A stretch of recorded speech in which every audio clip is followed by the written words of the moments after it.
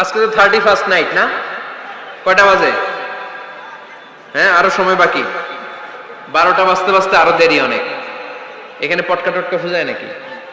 বোমা টোমা কিছু নাই না? মাশাআল্লাহ, সুজানগরের লোক তো খুব আল্লাহওয়ালা দেখি। আল্লাহ কবুল করুক। এই যে নতুন বছরের জন্য প্ল্যান নেন, ঘরটারে কি করে সুখী সমৃদ্ধ বানাবেন। প্রতি মাসের জন্য কয়টা সূরা? 12 মাসে তাহলে কয় সূরা? 12 সূরা। প্রতি সপ্তাহে আপডেট নেবেন, খোঁজ খবর নেবেন, কয় আয়াত হইলো তোমার। স্ত্রীর খোঁজ খবর নেবেন, সন্তানের খোঁজ খবর নেবেন, কয় আয়াত হলো। মাস শেষে সবাই সবার কাছ থেকে শুনবেন, ঘরের বরকত বাড়ায় দিবে কে? এরকম ফ্যামিলি আমাদের সবার হোক, আমরা চাই না? হ্যাঁ, স্ত্রী তার স্বামীকে কোরআন তেলাওয়াত করে শোনায়, স্বামী তার স্ত্রীকে কোরআন তেলাওয়াত করে শোনায়, বাবা তার সন্তানকে কোরআন তেলাওয়াত করে শোনায়, সন্তান তার বাবাকে কোরআন তেলাওয়াত করে শোনায়। আপনার ছেলে মেয়েরা যখন কোরআন পড়ে আওয়াজ করে পড়তে বলেন, যাতে ভুল হলে শুধরে দিতে পারেন। এবং প্রতি মাসে যে সূরাটা মুখস্থ করবেন, ওই সূরাটা তাদাব্বুরে কোরআন করতে হবে, অর্থ জানতে হবে। মাতৃভাষায় কোরআনের অর্থ জানার দরকার আছে না নাই? তাহলে ঘরে কোরআন তেলাওয়াত করবেন। ঘরে শান্তি নাই, কারণ কোরআন তেলাওয়াত নাই। তো কোরআনের তেলাওয়াতও নাই, শান্তিও নাই। আল্লাহর হাবিব সাল্লাল্লাহু আলাইহি ওয়াসাল্লাম বলেছেন, সহিহ মুসলিমের হাদিস, লা তাজআলু বুয়ুতাকুম মাকাবিরা, তোমরা তোমাদের ঘরটারে গোরস্থান বানিয়ে রেখো না। ফা ইন্না শাইতানা ইয়ানফিরু মিনাল বাইতিল্লাযী তুকরাউ ফীহি সূরাতুল বাকারা, কারণ শয়তান ওই ঘর থেকে দৌড়ে পালায় যেই ঘরে সূরাতুল বাকারা তেলাওয়াত করা হয়। সুবহানাল্লাহ পড়েন। এজন্য ঘর উদ্বোধনের সময় কোন সূরা পড়তে হয়? সূরা বাকারা। চিল্লায় পড়েন কোন সূরা? আওয়াজ করে পড়েন কোন সূরা? নতুন ঘর করছেন, নতুন দোকান করছেন, নতুন ফ্ল্যাট কিনেছেন, কোন সূরা পড়বেন? সূরাতুল বাকারা। শয়তান ওই ঘরে থাকে না। সহিহ মুসলিমের আরেকটা হাদিসে আল্লাহ রাসূল সাল্লাল্লাহু আলাইহি ওয়াসাল্লাম বলেছেন, ইকরাউ সূরাতাল বাকারা, তোমরা সূরা বাকারা তেলাওয়াত করো। ফা ইন্না আখযাহা বারাকা, যে সূরা বাকারা পড়ে আল্লাহ তাআলা এই ঘরটায় বরকত দেয়। ওয়া তারকাহা হাসারা, আর যে সূরা বাকারা পড়ে না সে খালি আফসোস করে। ওয়ালা ইস্তাতিউহাল বাতালা, কোন জিন, কোন পেতনি, কোন ব্ল্যাক ম্যাজিক, কোন জাদু টুনা বান ওই ঘরের কোন সদস্যকে কোনো ক্ষতি করতে পারে না। আবার সূরা বাকারায় একটা আয়াত আছে, কোরআনের সর্বশ্রেষ্ঠ আয়াত। বলেন তো আয়াতটার নাম কি? আওয়াজ করে বলেন কোন আয়াত? আল্লাহর হাবিব সাল্লাল্লাহু আলাইহি ওয়াসাল্লাম বললেন, মান কারা আয়াতাল কুরসি দুবুরা কুল্লি সালাতিন মাকতুবা, প্রত্যেক ফরজ সালাতের পরে যে ব্যক্তি আয়াতুল কুরসি পড়বে তার জান্নাতে যাওয়ার ব্যাপারে আর কোনো বাধা থাকবে না। একটা মাত্র বাধা ছাড়া, সেটা হচ্ছে মরণ। লোকটা মরে না তাই জান্নাতে যায় না, মরলেই জান্নাতি। আওয়াজ করে পড়েন আল্লাহু আকবার। তাহলে সংসারে শান্তি আনার 5 নাম্বার পদ্ধতি হচ্ছে ঘরে কোরআন তেলাওয়াত করতে হবে। আপনারা উঠতেছেন কেন? অনেক রাত হয়ে গেছে না? শেষ করে দেই। মুনাজাত তুলিয়া হাত তোলেন, আল্লাহুম্মা আমিন। হাত তোলেন, হাত তোলেন। অনেকে প্রসাব করবে তো ঠান্ডার দিন। কি দোয়া করবেন না? আরো কয়েক মিনিট শুনবেন? মাঝখান দিয়ে যে 2-4 জন উঠা বসা করতেছেন কেন? পেশাব ধরছে এটা? ঠিক আছে, জি হয়। আসরের সময় আসছে? ওরে আল্লাহ রে, মাগরিবের সময় আসছেন কে কে দেখি? এখন বাজে 10টা 40, এতক্ষণ ধরে বসা? হাত নামান। আসরের সময় আসছেন কারা কারা দেখি? আসর থেকে বসা, হাত নামান। জোহরের সময় আসছেন কারা দেখি? জোহরের সময় চলে আসছো তোমরা। আল্লাহ তুমি কবুল করো, আজকের মাহফিলটারে নাজাতের ওসিলা বানাও। তাহলে ঘরে সুখ শান্তি আর সমৃদ্ধি আনার 5 নাম্বার ফর্মুলা হচ্ছে ঘরে কোরআনের তেলাওয়াত লাগবে। এখন কোরআনের তেলাওয়াত নাই, কোরআন আমরা শিখাতে চাই না, আছে না নাই? আমরা এখন ধর্মপ্রাণ হয়েছি কোরআন ছাড়া। কি ছাড়া? ধর্মপ্রাণ, ধর্মপ্রাণ, আমরা বড়ই ধর্মপ্রাণ। নামাজ রোজার কিছু নাই, ভুলেও ধরি না কোরআন ধর্মপ্রাণ। রোজ সকালে শুনতাম আগে আল কোরআনের বাণী রে, আল কোরআনের বাণী। এখন শুনি সারে গামার দীপ্ত ফ্যান ফেনানি। রোজ সকালে শুনতাম আগে আল কোরআনের বাণী রে, আল কোরআনের বাণী। এখন শুনি সারে গামার দীপ্ত ফ্যান ফেনানি। ধর্মপ্রাণ মুসলমান আজকাল হয়েছে মডার্ন। ধর্মপ্রাণ ধর্মপ্রাণ আমরা বড়ই ধর্মপ্রাণ। নামাজ রোজার কিছু নাই, ভুলেও ধরি না কোরআন ধর্মপ্রাণ। ঠিক কি না? প্রতিদিন কোরআন শিখায় যে তার পকেট যায় ফাঁকা রে, তার পকেট যায় ফাঁকা। সপ্তাহে 2 দিন গান শিখায় যে নেয় তো 1000 টাকা। ধর্মপ্রাণ মুসলমান আজকাল হয়েছে মডার্ন। ধর্মপ্রাণ ধর্মপ্রাণ আমরা বড়ই ধর্মপ্রাণ। নামাজ রোজার কিছু নাই, ভুলেও ধরি না কোরআন ধর্মপ্রাণ। এরকম ধর্মপ্রাণ আমরা কেউ হতে চাই? প্রতিদিন ফজরের পরে আমার ঘর থেকে কোরআন তেলাওয়াত হোক, আমরা চাই কি চাই না? ঘরে সুখ সমৃদ্ধি আর শান্তি আসার মাধ্যম হচ্ছে কোরআন তেলাওয়াত করা। ঘরে কোরআন তেলাওয়াত বাড়ায় দেন, ঘরে শান্তি বাড়ায় দিবে কে? কয়টা গেল?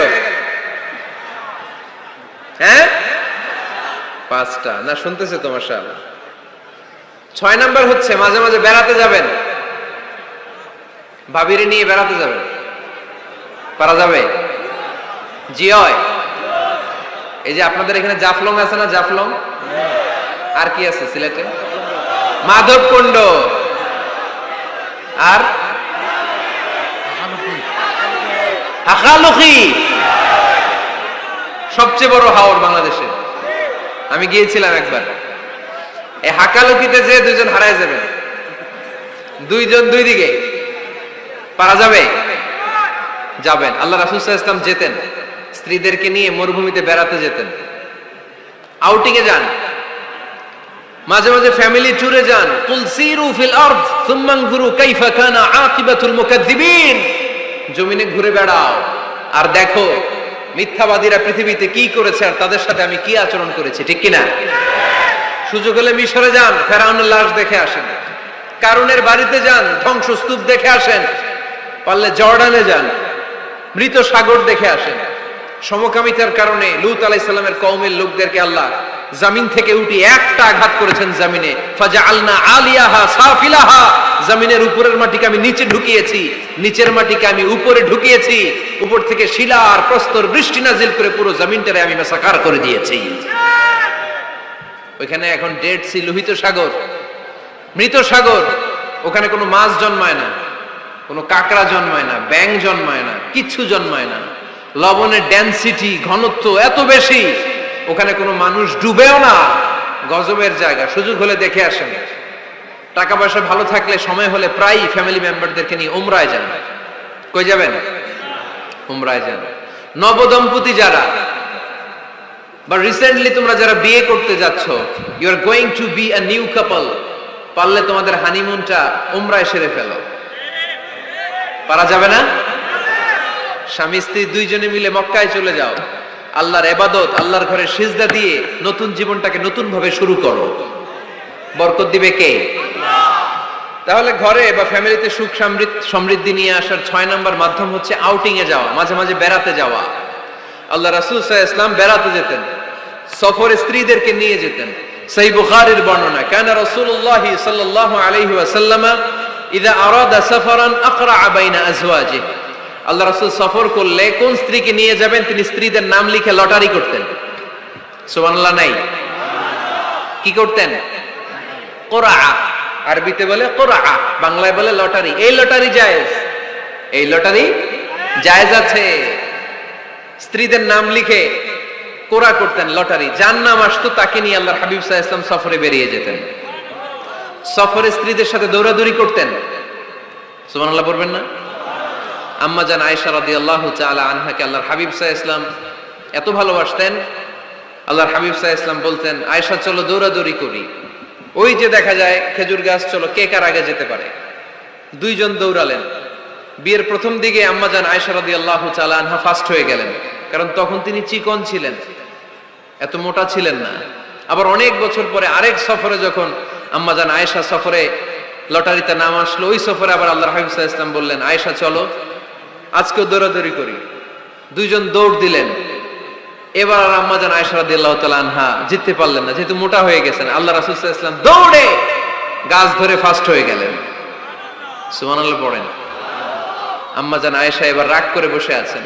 আল্লাহর হাবিব সাল্লাল্লাহু আলাইহি ওয়াসাল্লাম বললেন, হাযিহি সাবকাতু বিতিলক, ওই যে কয়েক বছর আগে আয়েশা একদিন রাতে তুমি আমারে হারায় দিছিলা, আজকে তোমারে হারায় ওটার প্রতিশোধ তুলে নিলাম। সুবহানাল্লাহ পড়তে পারলেন না? কি ভালোবাসাবাসী ছিল, কি খুনসুটি ছিল, কি আদর্শ আগের সমৃদ্ধ সুখী শান্তির একটা সংসার ছিল বিশ্বনবী সাল্লাল্লাহু আলাইহি ওয়াসাল্লামের।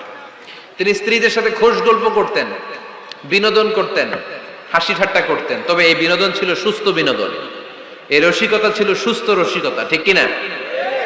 তা আমরা এটা করতে চাই না। অনেকের চেহারা, আমাদের চেহারার মধ্যে কোনো হাসি নাই, খালি রাগ আর রাগ, আছে না নাই? অনেকে দেখবেন 5 বছর একবারও হাসে নাই। সুজানগরে আলহামদুলিল্লাহ এরকম নাই। সুজানগরে এই যে সবাই হাসতেছে, সবার মুখে হাসি। হাসবেন, মুচকি হাসবেন, মুচকি হাসি দেওয়া সুন্নাত। আর মুচকি হাসতে পয়সা লাগে না। পয়সা লাগে তো হাসেন না কেন? মুচকি হাসেন, হাসি দেওয়া সুন্নাত।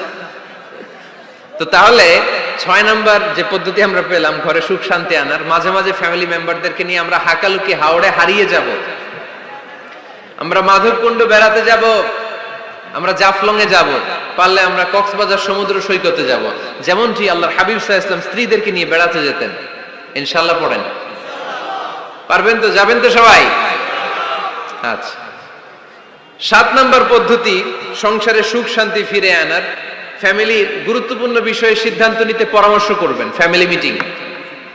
কি করবেন? কি মিটিং? ফ্যামিলি মিটিং করবেন, পরামর্শ। এক্ষেত্রে স্ত্রী, সন্তান, ভাই, বোন, আব্বা আম্মা সবার পরামর্শ নেবেন। অনেকে আছে কারো কথা শোনে না, মনে যা চায় তাই করে, আছে না নাই?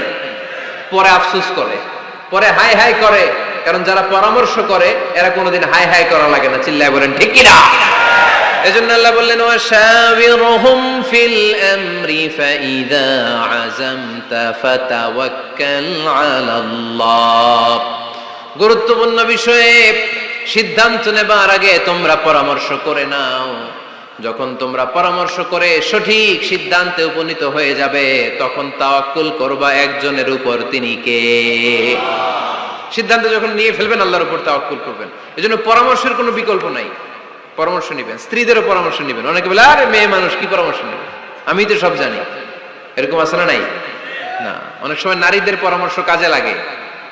আমাদের বোনদের মাথায় ভালো ভালো বুদ্ধি আছে না নাই?